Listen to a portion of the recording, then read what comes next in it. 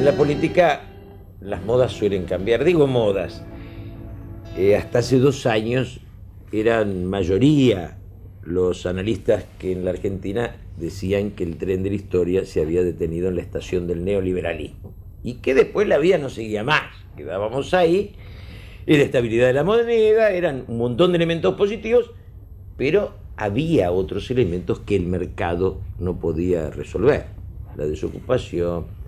Vino la crisis mostró que el auge no era eterno y empezamos a discutir sobre la tercera vía. Vemos que este pensamiento único, que parecía haber aplastado a todos los demás pensamientos, el economista había sustituido al filósofo, al político y al guerrero.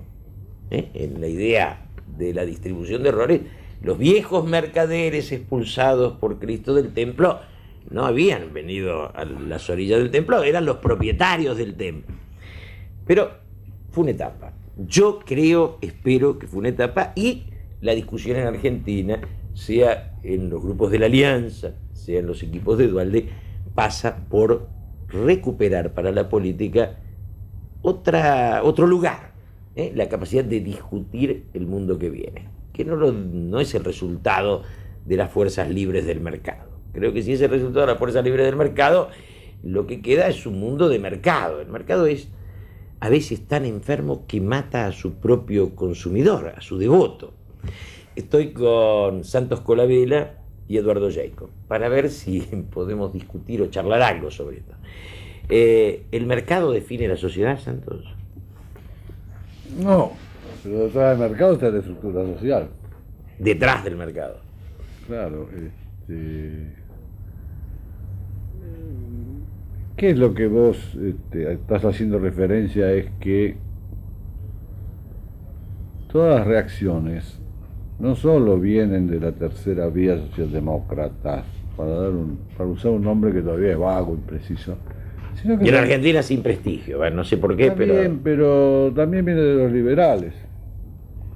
Por ejemplo, el vicepresidente del Banco Mundial, Stiglitz, acaba de sacar un artículo donde dice que estamos en el post-consenso de Washington y que las medidas de regulación, apartamiento del Estado, fijación correcta de precios, asignación eficiente de recursos, etcétera, etcétera, etcétera, no solo eran incompletas, sino equivocadas. Vicepresidente del Banco Mundial. Y que por otro lado hay que hacer un Estado regulador en serio,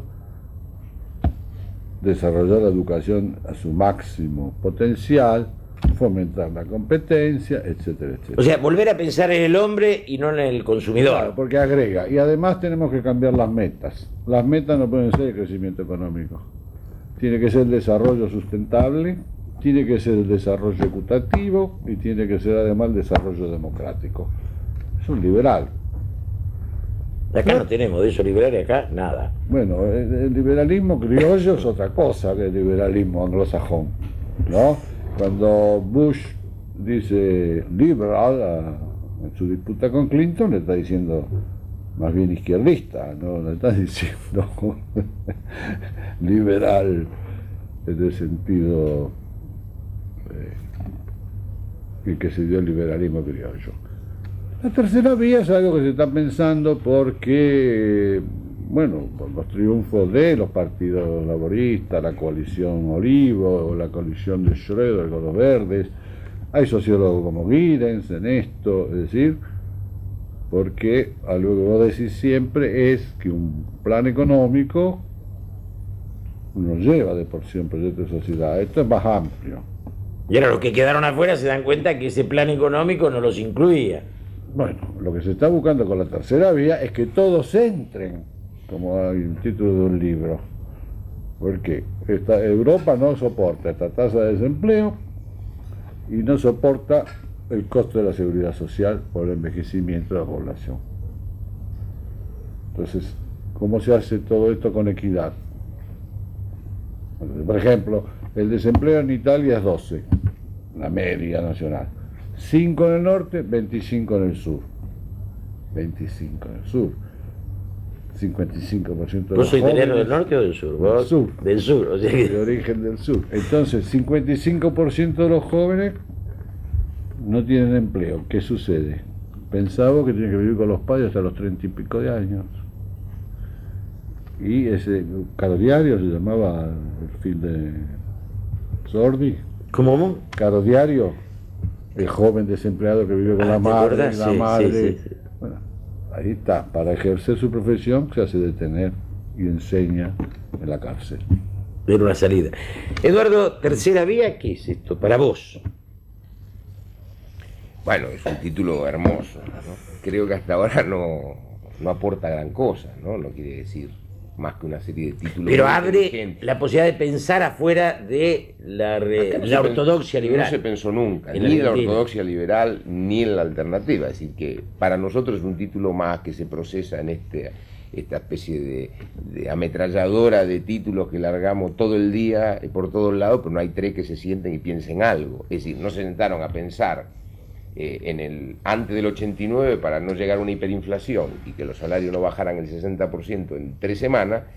No se sentaron a pensar para ver qué se hacía después para salir con el menor costo social, tampoco para ver cómo se hacía, y bueno, todo se hizo 6 decretos en el medio del incendio. Entonces después podemos analizar qué pasó. La realidad es que no se pensó antes. Si se hubiera pegado y no hubiera habido desocupación en el 91-94, es un milagro de la naturaleza. Es decir, porque si no se pensó nada, se crece en promedio 4 años seguidos al 10%, se estabilizan los precios, se equilibra la economía y además no hay desempleo, ¿sabes qué? Hay que cerrar e irse. Es decir, bueno, se acabó, Pensamiento era claro, innecesario. era innecesario el pensamiento. La verdad es que era más complicado y demás.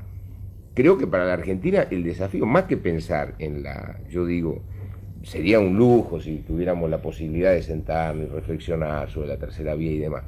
Si en la Argentina se pudieran tratar de pensar 2 o 3 medidas, como para garantizar que esto no se vaya al demonio y tener más tiempo para pensar, yo pensaría primero eso, es decir, cómo ganar tiempo para poder pensar, ya que no hay una cultura de pensamiento, ya no hay ningún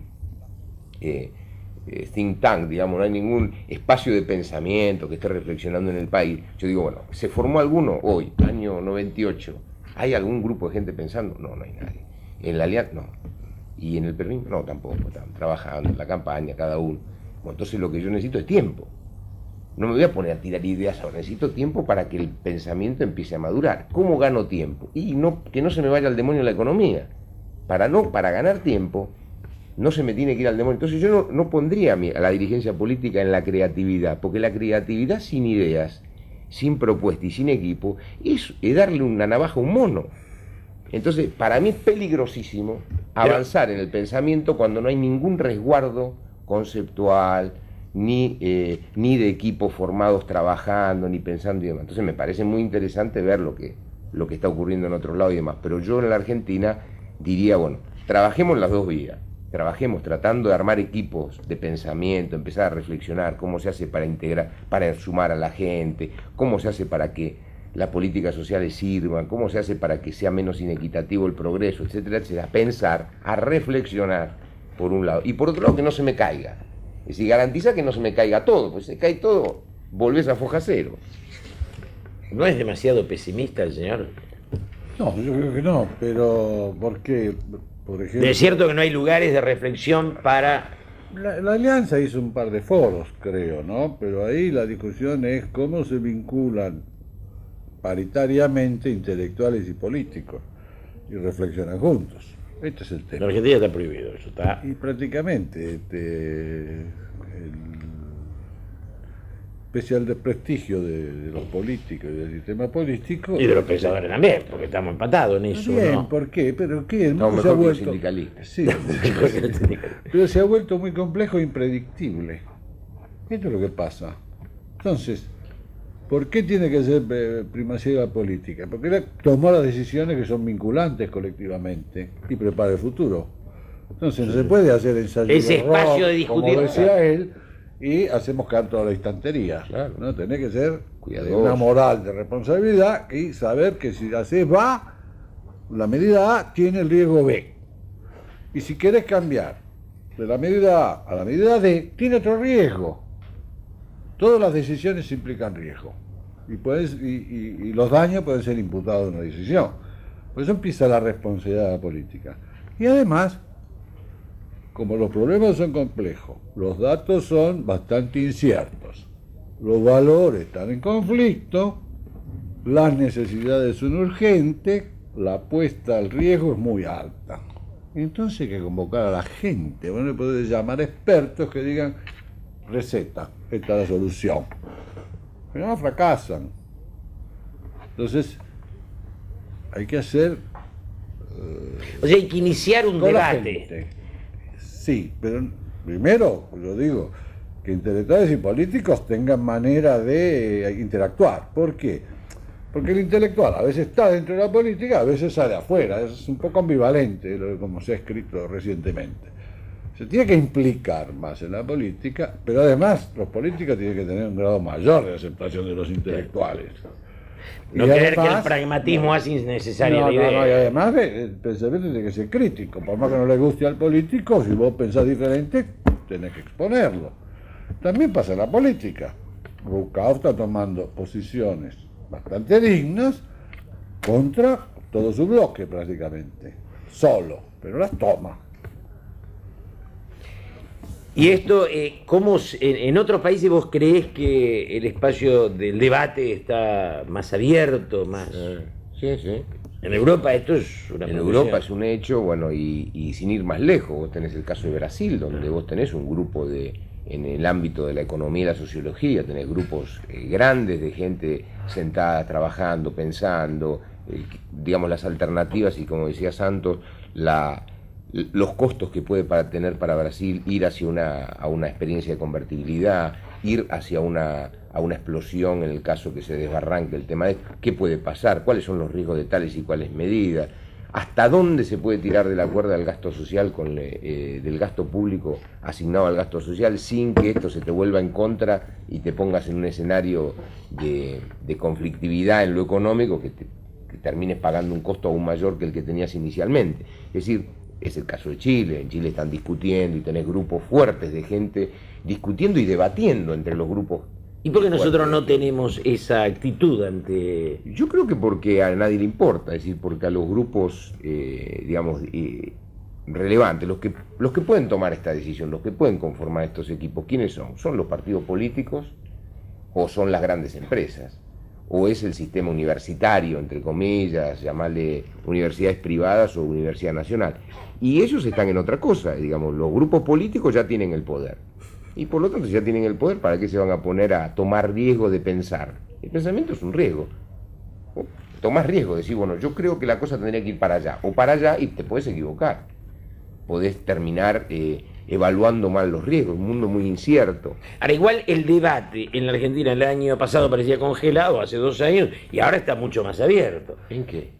Bueno, empiezan a discutir otras cosas. Si vos decís tercera vía, los economistas no te meten un sopapo. Por la Antes campaña electoral. No, pero no Estamos sé. en campaña electoral. No, pero son los títulos. Hay una enorme... se tiran títulos por la cabeza. Claro, por nombres. discusión, nombres.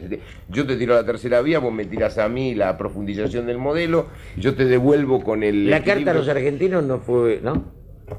Bueno, sí, El sí. cuestionamiento del modelo de Dualde, digo, de un lado y de otro. Pero son metas, títulos. son metas. Son títulos. Ahora hay que decir Interesante. cuál Fue es, frente a el, 2 escépticos. cuál es el percorso, no, cuál No. es el recorrido para implementarlas. Es decir, yo creo que acá ningún político puede tener la conversación que D'Alema mantuvo con Humberto Eco, No, claro. ¿no? Y terminar Humberto Eco diciendo, "Ay, me voy gratamente sorprendido, y prácticamente estoy de acuerdo con usted. Porque, a diferencia de otros que seguían por las encuestas, D'Alema enfrenta las corrientes de la sociedad porque las quiere orientar y corregir. Era marxista, ¿no?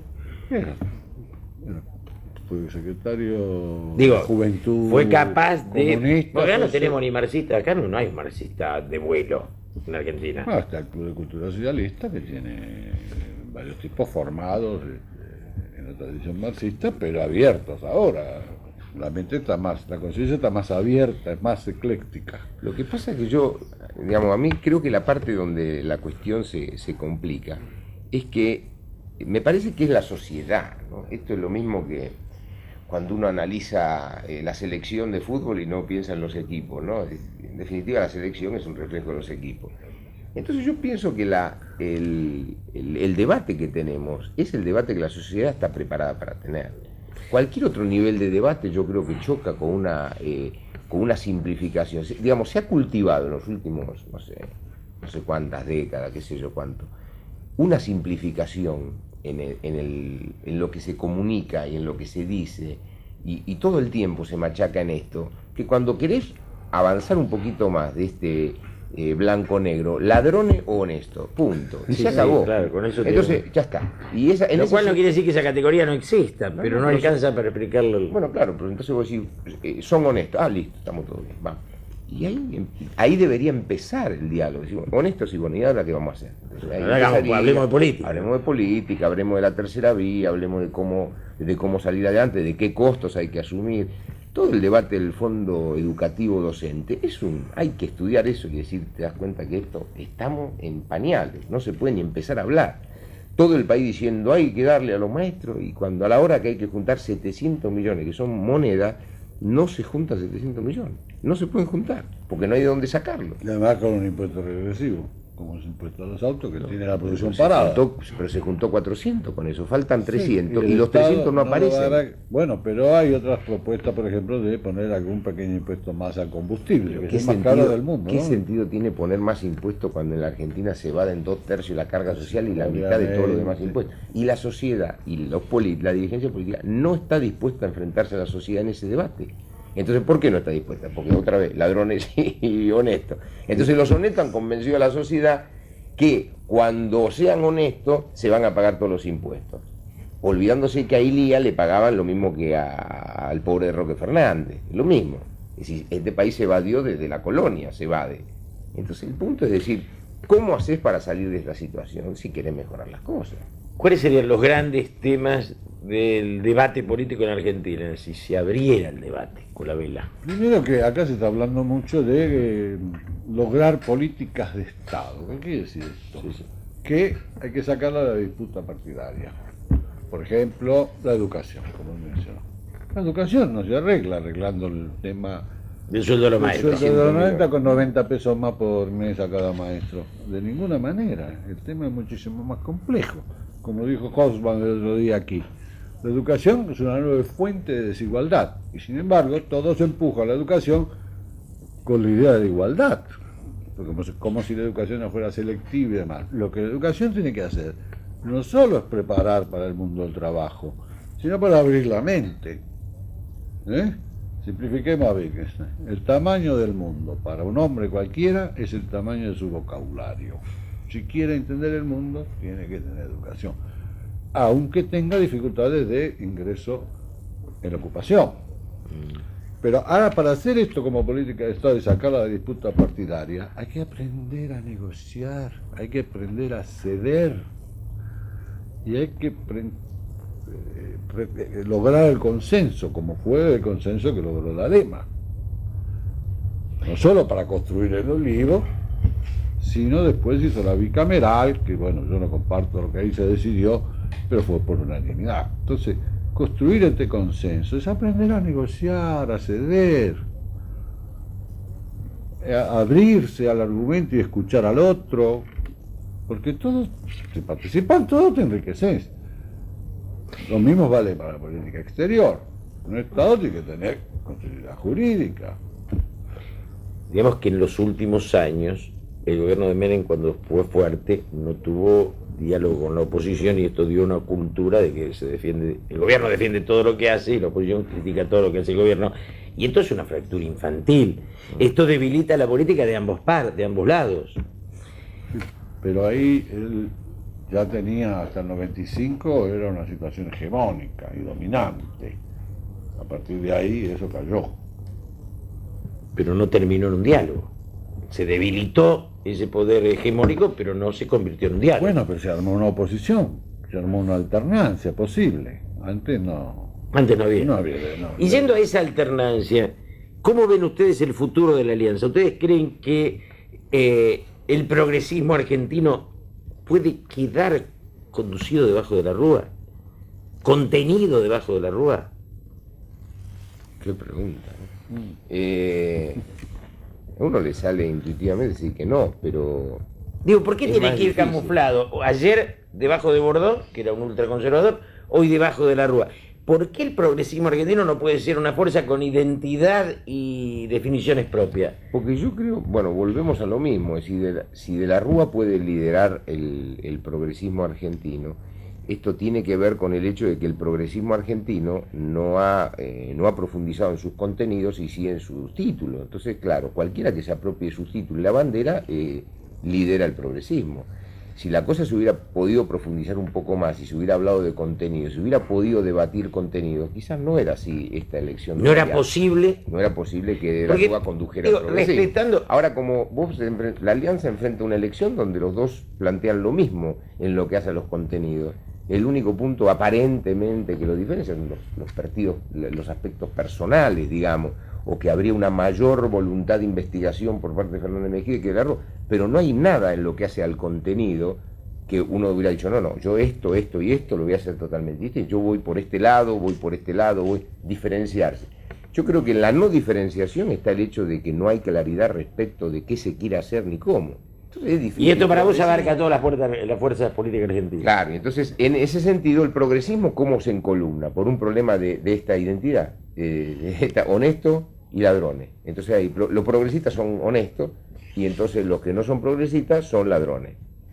Parecería que todo tiene que entrar en esa categoría. ¿Cómo si no se alinea el progresismo? En función de lo que dijo de la Rúa. Tiene razón, acá siempre hay una autoexaltación del progresismo.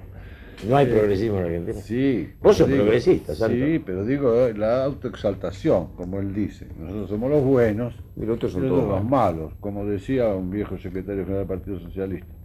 Sacamos 150 votos en el Chaco.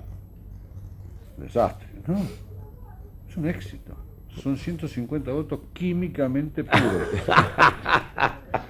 Entonces, La pureza del voto. hay una diferenciación, sin embargo, pero que no se hace a través de lo que él decía, no títulos, sino recorridos o contenidos, como él decía, que es que cuando de la Rúa dice mi ministro será López Murphy, Fernández Mejía dice no, porque como director de Fiel y todo eso. Y Cavallo dice, yo voy a ser trotskista, dijo, ¿no? Guevarista. No. Espera, Fernández Mejía se pronunció por trayectoria más abierta, a promover exportaciones, etcétera, etcétera, por Machinea, por José Luis Machinea. Lo curioso es que Cavallo le puso una cuña de la Rúa, porque él dijo, si yo fuera presidente, López Murphy también sería mi ministro de Economía. Bueno, pues eso es dramático, Santos. Es decir, ese creo, pusiste el punto, creo, central en este asunto. Vos fijate, el político, para diferenciarse, ¿qué hace? Economiza su debate. Entonces, los economistas, López Murphy o Machinea, van a definir, son los dalemas argentinos, porque Claro. ellos les delegan el hecho que elijan el modelo de país. El economista puede instrumentar lo que el dirigente político le Claro. diga, pero no puede pensar, porque no Claro. piensa. Es lo mismo que en una empresa, el empresario, el contador, vos le decís a un contador, ¿qué produzco? ¿Válvula para auto o vaso? El contador le va a decir, qué sé yo, viejo, primero defina usted y yo le hago para que le cierren los números. El político es el que tiene que decir, mira, yo creo que lo más importante es la política social, así que vos dedicale la mayor Ay, ¿por qué quedamos Ahora, cerrados? entonces, Fernández Mejía dice, no, Machinea, y el otro, no, López Murphy, porque no tienen nada que decir, ni de la Rúa, ni Fernández Mejía respecto al país que quieren. Entonces le pasan el bardo a López Murphy y a Machinea. Hay un problema también, que es que el Estado se debilita en el mundo, el Estado-Nación. Y que entonces ya no El tiene. mundo se grita, acá se disuelve, que son cosas distintas. Bueno, es cierto, pero Se evapora ese. todavía subsiste y va a subsistir, pero redefinido. Entonces ya desde el Estado no se puede hacer voluntariamente todo lo que se pretendió hacer después de la Pero posguerra. eso le devuelve al establishment del pensamiento económico el poder. La única política de Estado parece ser que el ministro de Economía es el mismo y los demás discutimos. Pero él decía, los políticos tienen el poder, pero por periodos. El poder permanente lo Es tienen el- en el establishment. Y el establishment tiene sus hombres económicos y... Es un establishment totalmente endeudado, entre paréntesis. No más que el resto. Pero que se está extranjerizando toda la banca, todo el seguro. Gracias a Cristo, y tenemos bancos grandes que no quiebran todos los días. Por eso, pero digo, se está extranjerizando. Hay negocios que no dan para no... No digo ya el establishment, cuando vos hablas del establishment, ¿de qué hablas?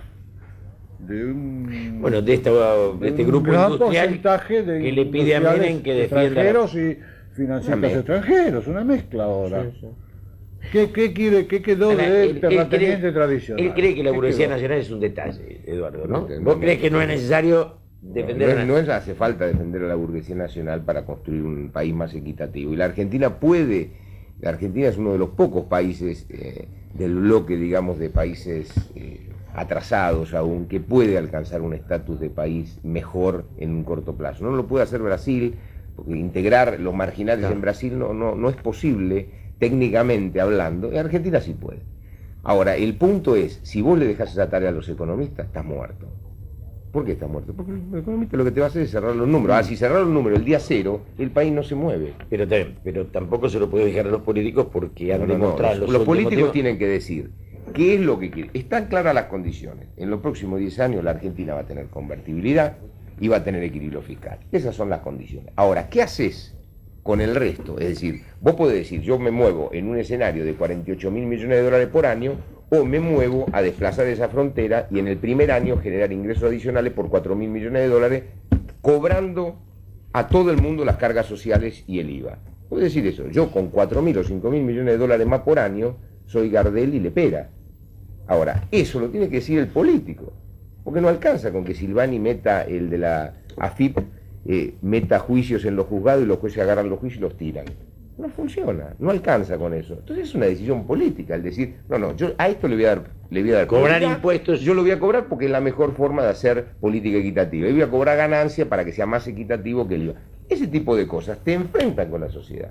Porque en este país, cuando la DGI va a un pueblo, se cierra el pueblo, el intendente llama al gobernador, el gobernador llama al presidente y dice, por favor, sáqueme la DGI que me incendian el pueblo. Y sale la DGI, no se paga impuestos. Es decir, mientras vos te mantengas en ese estatus, entonces es poco lo que podés hacer. No, el que corre la frontera presupuestaria es el dirigente político, el economista, va atrás haciendo las medidas consecuentes.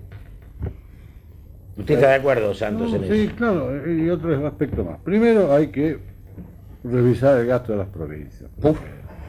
Y el sistema impositivo distorsivo que tienen las provincias. Revisar el gasto de la provincia, ¿vos a qué te referís? Que es un gasto...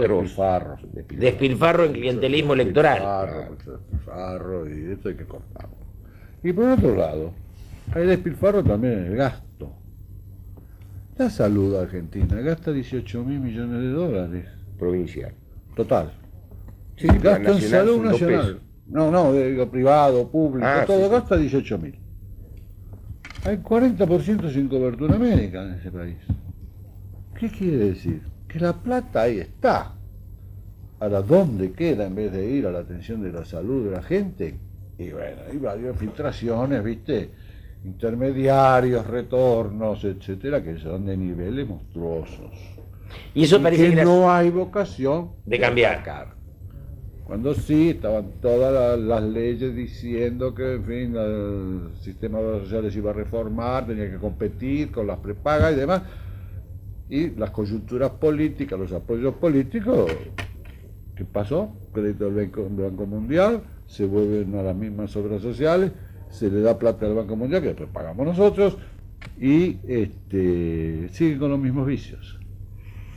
Entonces, hay una cuestión de ampliar la frontera recaudatoria, hacer más equitativo, como él dijo, porque este es un sistema con 21% del IVA, hasta el bisnieto de Ford el otro día dijo, no es posible que una tasa del IVA del 21%. Mientras pague la mitad y no paguen ni los canales de cable, disculpen, no sé si me van a censurar por haber dicho, no pague la mitad de las actividades, no paga.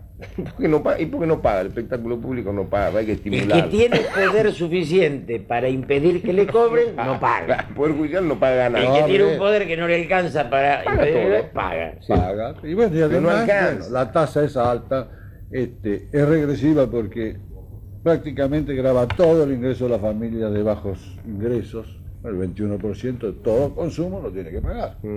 O sea que reduce el salario de bolsillo de una manera terrible. Por eso el impuesto a la ganancia. Todos los países, el principal impuesto, los progresistas, es el impuesto a la ganancia. Sí, pero aquí ni siquiera se habla. No. Está prohibido hablar del impuesto a la ganancia. Entonces, y el control del gasto, la eficiencia del gasto. Cuando no tenés metas de política pública, tenés que ser eficaz, lograrlas y ser eficiente, con los menores recursos posibles. Y entonces esto es lo que hay que enfatizar. Pero eso no te lo va a decir, esa prioridad, esa Ahora, lucha no te la van a decir los economistas, Pero son los los dirigentes. políticos. Pero largamos- Eso lo dije, como dijo Dalema, la idea de futuro sale de nosotros, los políticos. Pero largamos de la visión de la tercera vía y terminamos en el impuesto a las ganancias. Que Vos, parte de la tercera vía. lo que vos planteás, y en Claro. eso yo me acuerdo que hace unos años vino un grupo socialista y se ponían muy mal, socialistas italianos, de ver que el progresismo argentino no quería hablar de impuestos. Si no hablan de impuestos, ¿de dónde redistribuyen? Esto, el progresismo argentino habla de lo que vos decís, habla de corrupción, lo cual no está mal, pero no es el nervio de la Tirar cosa. la pelota para Es tirar la otro pelota lado. afuera. ¿no? Pero Si a yo- este país le quitas la corrupción, sigue igual, desde el punto de vista de la injusticia social. Si le cambiás la forma de recaudar impuestos, lo podés hacer más justo. Mira, este país convivió, es uno de los casos, digamos, todavía no se analizó el fenómeno de la inflación en la Argentina. Paradójicamente, el crecimiento... No se escribió sobre eso. No se analizó. Fue uno de los países de experiencia del mundo que más tiempo convivió con una inflación alta, funcionando, inédito. Ningún otro país del mundo Creciendo, pudo funcionar, creciendo. alguna vez creciendo, otra vez decreciendo. En el periodo de largo plazo, estancado. En el largo plazo, estancado. Destruyéndose, comiéndose a sí mismo, perdiendo infraestructura y demás. Pero nadie dijo nada durante 40 años. Eso siguió ahí, ¿no? Seguía y seguía. De pronto, cambian las circunstancias internacionales, cambian 20.000 cosas, explota esto. Y la inflación, que era la madre de todo lo malo, de la cual todo el mundo hablaba, pero nadie hacía nada para cambiarlo, se acabó. Ahora entramos en otra etapa. Y la etapa esta, es la etapa de decir, bueno, ¿quién paga la fiesta? ¿Quién paga esto? ¿Quién paga los impuestos? Y esto podemos llegar a estar 10 años más discutiéndolo. pero por lo menos abrir el debate. No, está bien, pero de la inflación se venía discutiendo de los 60. Esto es lo mismo, abrimos el debate, pero nadie le pone el cascabel al gato, que dice, bueno, ahora ¿sabes qué? Vamos a terminar con el tema de los impuestos. Vamos a hacer una AFIP que sea como la de Estados Unidos. Una Administración Federal de Ingresos que tenga capacidad de cobrar impuestos a través de la ejecución de bienes. Entonces delega al Poder Judicial, reforma constitucional, le delega a una Administración Federal de Impuestos que se la damos a un, no sé, a alguien en quien se crea, no sé, en Favaloro, porque todo cada vez que hablan de alguien limpio y todo hablan de Favaloro. Porque es cirujano. Démosle a Favaloro, que es un cirujano, hay que ser cirujano. Hasta le ofrecen candidaturas. Candidaturas y demás. Bueno, entonces eso es una medida. Es decir, bueno, se acabó eso, se acabó la evasión, se acabó todo. Se acabó. Los márgenes empiezan a reducirse año con año a una tasa muy acelerada. Pero yo te digo, estamos repitiendo con el tema de la posibilidad de trabajar, de la política, meterse en desplazar la frontera y poder verdaderamente construir una tercera vía y demás, estamos haciendo lo mismo que con la inflación. Hablamos para no hacer Hablamos nada. para no hacer nada. Y tapamos, y tapamos, y tapamos. Ahora, el gran tema era el de la recaudación de impuestos en la medida en que ese eran los elementos de los cuales podíamos hacer justicia. Pero el otro tema, además, que tiene la política, es a dónde va el mundo. Digo, cuando vos dejás que el mercado te construya coches porque es más negocio y armás un país de coches sin casa, este tipo de decisiones no es que vos las regule, pero si en alguna medida la sociedad no tiene rumbo, se va al diablo, porque si no anda de coches, digamos, esto no se piensa como sociedad, no se piensa cuál es el futuro y qué elegís. Lo que pasa es que ahora lo que se piensa es que la sociedad es una, es la sociedad del mundo. Y ese es el nivel en que tenés que poner. Pero los europeos no se enganchan en lo rentable. Digamos, si vos vas Sí, a este Europa es no un lo ves país- con el telefonito todo, porque no compran, nosotros, que Pero tenemos es un otra pasado cultura. indígena muy cercano, compramos espejitos de colores, lo que nos venden compramos todo, ¿o no? Sí. Todo lo que sale, Eso. somos Pero cholulos. Son dos culturas, la europea y la de Estados Unidos. Son dos culturas diferentes. Por ejemplo, vos hablabas de estos socialistas y demás. Yo cuando estuve en Italia, me acuerdo, en el año 90, 94, ¿no? Estaban todos conscientes de que el sistema de seguridad social tenía que, no era soportable a largo plazo por el envejecimiento de la población. Y ese problema era el problema. ¿Qué hicieron las 3 CGT? Un sábado llamaron a una manifestación en Milán, en la que vinieron de todos lados, para decir, la seguridad social se puede mantener si vencemos la evasión. ¿Qué tú? ¿Eh? Sí, vencemos la evasión. Y tenemos que estar todos en la lucha contra la evasión. Y fue millonaria la cantidad de trabajadores que participó. Y de ahí resolvieron algo así, aquí, Tenés 2/3 de los trabajadores negros. en negro. 2/3. En la Argentina. Sí. Y la 2/3. Un morosidad, tercio paga, y además el tercio que pagamos, la morosidad es altísima. 50%. ¿Vos te das cuenta con el régimen de capitalización individual de las AFJP? Cuando hay una morosidad alta, significa que no se va a jubilar. Sí, que no va a haber capital para que esa. No, porque no va a tener el saldo. Le está en la quitando cuenta. No en Argentina. Ah, pero lo va a jubilar el Estado. Seguramente. Sí, seguramente. O sea, pero, hay un privado que lleva el dinero y un Estado que lo va a hacer. pero hay alguien que retiene el dinero y no lo deposita. No lo deposita. Que es el empleador. Y seguramente, como él recibe la rendición trimestral o cuatrimestral de la FJP, la reclamar, es decir, si te gusta bien y si no, también. Entonces tiene un problema futuro, donde va a requerir asistencialismo. Ahora, en los últimos años pareció que pensar la sociedad era encontrar espacios de negocio. Negocios en salud, negocios en las jubilaciones privadas. Pensar los negocios no implica pensar la sociedad. A veces va en paralelo y a veces va en contra. Y lo que hemos descubierto acá es que hemos armado una cantidad de negocios que van contra la gente. Yo no estoy tan seguro si van contra la gente. Yo lo que ¿Por qué sí no van creo es que para la gente? no se está pensando en la sociedad. Los negocios son los negocios. Y los negocios generan empleo, generan actividades y demás. Ahora, no van a darte la respuesta de la sociedad que vos querés. Eso está clarísimo. Es La decir, suma de los. La ambición no hace un país. la sumatoria de negocios no te va a dar un No da una modelo sociedad. de país. Entonces, el problema está en, nuevamente, volvemos a lo básico, es decir, quién está pensando en la sociedad que nosotros queremos construir, hacia dónde queremos ir, a qué ritmo, cómo queremos hacer, cómo queremos encarar el tema de la pobreza. La pobreza no es, en la Argentina, no es África.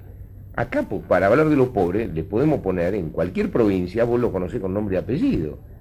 Los pobres. Es un espacio acotado que podía acotado que se resolverse. podría resolver. En Es otros cuestión países de no se sentarse puede. y decir, bueno, a ver, Santiago del Estero, Salta, ¿cómo está manejando el tema? ¿Cuánta plata recibió? ¿Qué hizo con los pobres? Federalizar el problema de la pobreza y empezar a discutirlo. Cada vez te mandé 3 veces el presupuesto que vos tenías hace 5 años y tenés más pobre. No, viejo, no va más. Es decir, si no, ¿qué haces? Y bueno, cargar los hospitales del conurbano. Y los del conurbano se pasan a la ciudad de Buenos Aires. Y además donde están más concentrados en el Gran Buenos Aires. Claro. En el Gran Buenos Aires. O sea, cruzando la General Paz.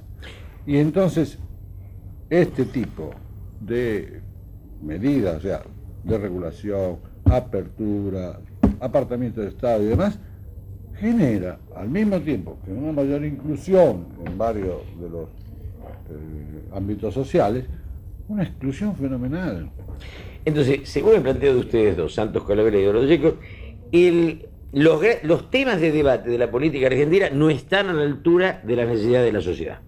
Y de los Digo, de la problemas a política, resolver. problemas a Y de los resolver. problemas, Bueno, claro. digo, por eso necesidad. Entonces, en ese escenario es donde yo te decía,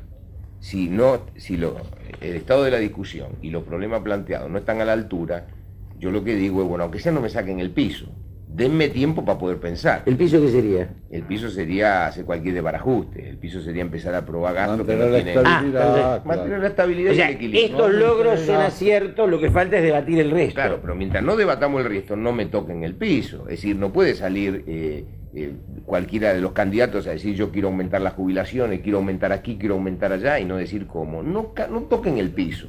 No toquen el piso. Discutamos qué se quiere hacer y cómo. ¿Cómo? Ese es el tema. Pero esos son debates políticos relevantes de envergadura. Ahora, mientras los dirigentes políticos sepan que las elecciones se ganan poniendo la cara y con cartel de honesto, estos debates no van a existir, porque estos debates son costosos.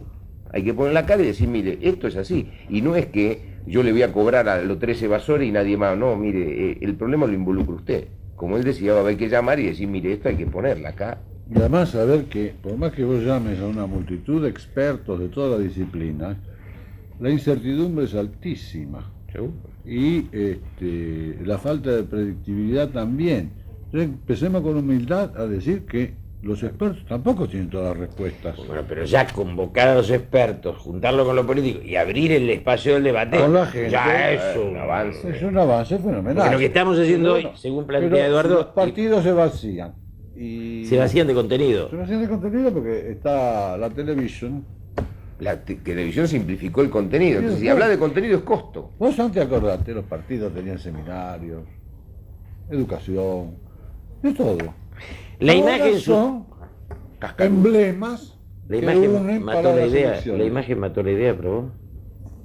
En parte sí, pero yo creo que se exagera mucho, ¿no? La influencia de los medios sobre las decisiones de la gente. Fíjate vos que No las decisiones, pero el debate. ningún medio estuvo a favor, ningún medio, ni televisivo, ni gráfico, estuvo a favor de la reelección, de incluir la reelección. Y la gente votó el Pacto de Olivos.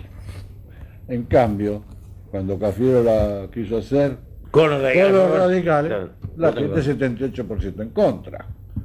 Entonces la opinión pública es una estructura muy volátil, muy maleable. No se la conduce desde la imagen, pero la imagen pesa. No importa, pero como dice D'Alema, yo respeto la opinión pública, pero también mi deber es orientarla Ah, bueno, y este- decirle este que es- esto va contra la corriente. Este es el gran tema, ¿no? ¿Eh? Sí, este es el gran tema de la encuesta, que Claro, se porque si mide vos- lo que la opinión quiere y, y no vos- hay una voluntad de conducir hacia No un vas país. atrás. No. En cambio, como dice D'Alema, no, mire, escúchenme, mi punto de vista se ve impopular, pero yo lo voy a difundir, voy a Yo tratar creo de en esto. inculcarlo y vamos a ir adelante. Yo creo que tenemos que estar en Europa, mire.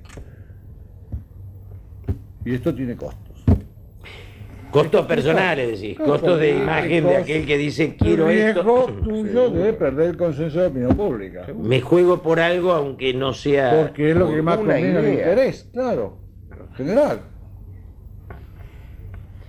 Y en ese sentido, ¿ustedes creen que hay algún elemento que nos permita ser optimistas en cuanto a abrir este debate hacia el futuro? El tiempo. Nada más que el tiempo. No, el tiempo. Es decir, la Argentina tiene Tiempo tiempo que nos las queda, cosas que nos falta. No, el tiempo que la Argentina tiene. Las cosas van bien, es decir, el piso este no se va a alterar y, digamos, no vamos a ningún tipo de estallido. Y va a haber tiempo para que esto vaya, digamos, para que la gente se vaya dando cuenta que con las caras bonitas y con los honestos, una vez que se haya desmistificado y que estén todos honestos y que ya no haya este clima de decir, bueno, acá se trata de seguir destapando casos de corrupción, no haya más. Vamos a La discutir el realidad- país que queremos. Y claro, ahí, bueno, pero espera, ya no hay más casos de corrupción sobre la mesa relevante y sin embargo estamos en el mismo lugar. ¿Qué pasó? Y entonces, bueno, va a haber que llegar a otro nivel y otro estadio. Y ya los políticos, las caras, ya no van a, los lindos ya van a haber ganado los espacios que sea y entonces el resto va a decir, bueno, ahora yo tengo que tener alguna idea para conducir a alguien. Yo creo que desde ahí viene. Y de alguna manera el optimismo es el tiempo que nos da una realidad económica argentina que está sólida y que podrá crecer más o menos aceleradamente, pero va a seguir creciendo. ¿Tu optimismo en qué lo basás? ¿O no usás optimismo? No uso mucho.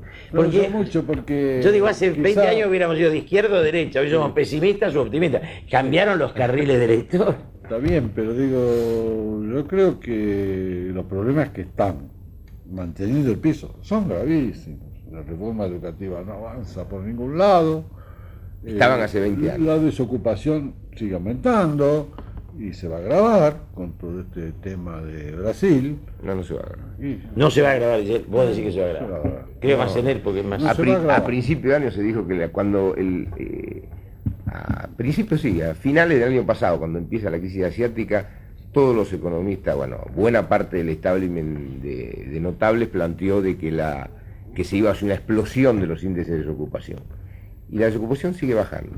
no, yo te dije que va a haber una explosión, dije que va a aumentar, porque el nivel de actividad va a caer con respecto, ya cayó en los meses, Estos 3 meses. estos 3 meses. Entonces, un punto y medio va a aumentar en la onda de octubre. Y también Sí, sí. los niveles de pobreza en forma concomitante. Entonces, los problemas ahí son urgentes. Entonces, tenemos tiempo, pero ¿cuántos? ¿Meses? No tenemos tiempo ilimitado. No. Y la Unos elección, meses. vos no ves al hecho electoral del año próximo como el detonante de un debate ideológico de fondo. Mira, acá sucede que primero hay que esperar el domingo el resultado. Porque eso puede Cuando esto aparezca, volver a mezclar las cartas ahí en el... Ganó de la Rúa, digamos. Puede ser.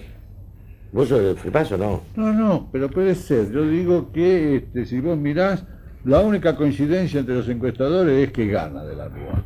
Ahora, Si llega a ganar Fernández Miguel, murieron todos los encuestadores. ¿Por tanto cuánto? expulsados. No, pero ¿por cuánto? Aquí Ahí no empiezan, muere nadie, todos vuelven a trabajar.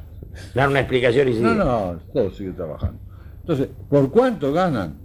Esa discusión. Y bueno. Por un lado, unos dicen, en la juventud gana de la Rúa. Pero- Otro encuestador dice, en la juventud gana Fernández Mejide.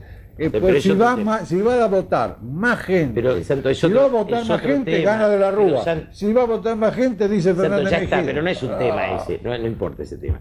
Lo que importa es si el hecho electoral va a servir para recuperar el espacio de debate de la política argentina. El hecho electoral final, no la interna, las internas. Pues bueno, después Bueno, pero la interna actual ya de- posiciona al candidato de la Creo que la alianza Argentina, y la Argentina candidato- termina Dualde contra de la Rúa. Esto está como Bien, cerrado, perfecto. salvo... Pero ahí está el momento en que se armen los think tanks que quería él, porque tenés esos meses, porque cuando asumas el gobierno tenés que empezar a tomar decisiones el mismo día que Pues sí, que van a tener el tiempo ambos Y él, partidos. como dice, no tiremos abajo la estantería. Y para no tirar abajo la estantería, Aguantémoslo. decir, ahora, con este piso, vamos a subir este techo. Pero por estas vías. Seguro. Y vamos a ampliar los niveles de inclusión de los que todos entren, los excluidos. Digamos, que toda esta marginalidad, porque hace 20 años había pobreza, hoy hay marginalidad, son situaciones Y distintas. además el desempleo se está haciendo crónico y prolongado. La gente está desempleada mucho tiempo y sin subsidio. No es Europa.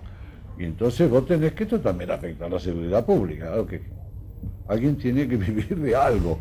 Y seguramente te pueden confiscar el reloj por la vía pública, lo que lleve, las tarjetas. ¿Qué querés que no aumente con esta marginalidad? Sí, también vinculado. Usted cerrando su optimismo, entonces era primero no va a haber tanto desempleo, decís. No, yo pienso que el tema digamos, es otro de las cosas con que los argentinos de pronto nos enfrentamos y bueno, tenemos pobre. La pobreza se instala y la pobreza se instala como tema, la empezamos a mirar, se empieza a ver, se acerca a las grandes ciudades, viene a las grandes ciudades, pero digamos, el tema que tenemos es que hoy Argentina está en condiciones, y por eso se plantea en el nivel que se pobreza, de atacar el tema de la pobreza, Claro. cuando hace 30 años se veía como algo crónico y inevitable, digamos. Pero hace 30 años no tiene este nivel. Bueno, yo No, pero eso no. Yo agradezco a Santos Colabela y a Eduardo Jacob. Creo que lo que queda claro es que por encima de los partidos argentinos hay un debate en el cual la política no ingresó. O sea, los grandes temas de la política no están presentes en las fuerzas argentinas.